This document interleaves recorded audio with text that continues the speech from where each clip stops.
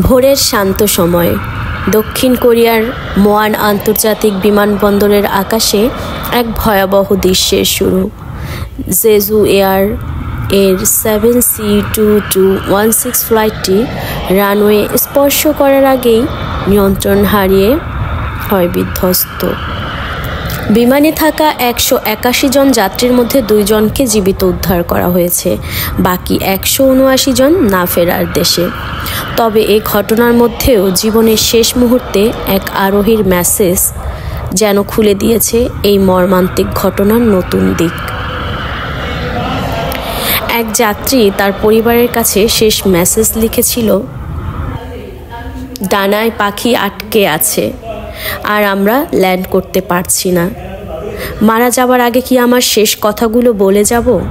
Message পেয়ে আত্মীয় যোগাযোগ করার খুব চেষ্টা করে, কিন্তু আর আরোহীর কোনো মেসেজের রিপ্লাই আসে না।